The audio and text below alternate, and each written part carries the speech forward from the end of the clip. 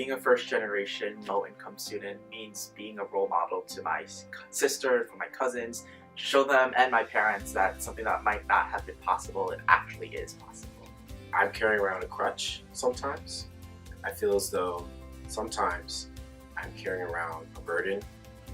Sometimes it's shameful, but other times I see that as actually an adversity that turns to an advantage.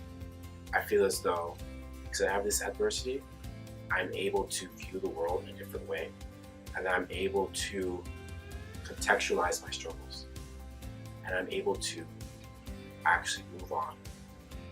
Some of my struggles as a first-generation low-income student has been through high school, affording things like a prom dress or school books or even eating lunch, and continuing on at Penn, of course, affording textbooks, but it's also helped me get to Penn and know how to overcome difficult things in life. It's the uncertainty that you have before you come to college, and I know that when I was a senior, it was very hard for me to find that information and talk to people that are first generation and low income in university here. The first generation low income program here at Penn has definitely helped me make my own way through Penn and navigate the different paths, whether that be the staff members that are there to help you through every step of your time here at Penn, or just going in to hang out with friends, just do homework, the place that you can call home. Providing me with the textbooks I needed. A lot of my classes, the textbooks are over $100, or the access codes are like $100 just to do so that I can do my homework online. But I really don't have the money to purchase all these textbooks and the online codes in order to be able to take the classes. So having the 1vyG textbook library has definitely helped me give me these resources that would help me succeed.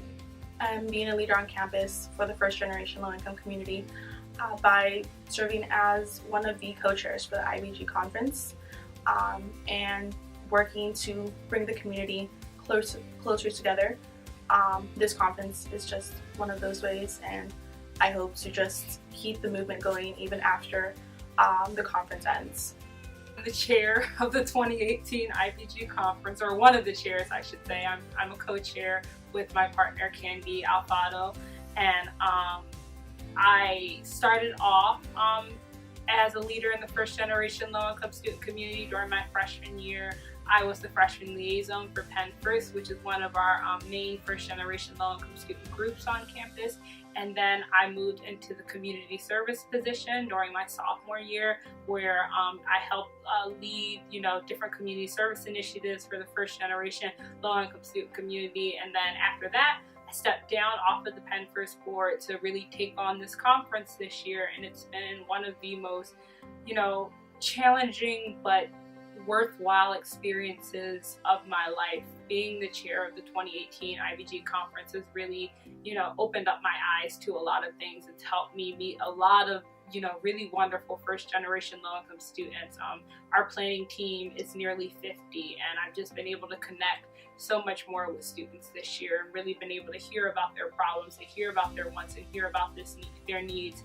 And not only students here at Penn, students from all 23 partnership schools. I've spoken to some of the students from those different institutions, and I've just been really hearing about so many things, and I'm so happy to be leading the conference and to be able to incorporate all those different things that I've been hearing from all these different students into the conference. And I really do think it's going to be like a very special 3 days.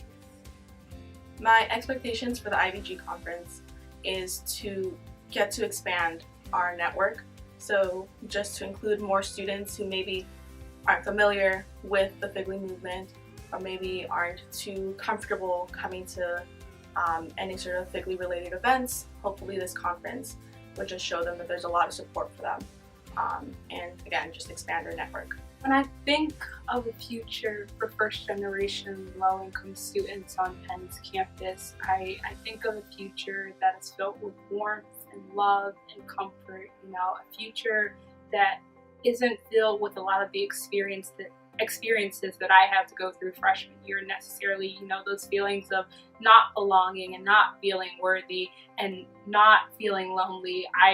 I'm I'm helping to lead this conference, and I've been a leader in the first generation low-income student community because I truly do believe that first generation low-income students deserve a place here on campus, that we fought to be here and we deserve to feel like we belong, as well as, you know, as much as anyone else. And I hope that the future, I hope that, you know, some of the work that I've been doing over the past 2.5 years really contributes to all future first generation low-income Penn students, you know, really feeling like they have a home on campus that they can turn to, whether they're struggling academically, financially, socially, and you know that the first generation low-income student program, the first generation low-income student center really helps to solve a lot of those issues.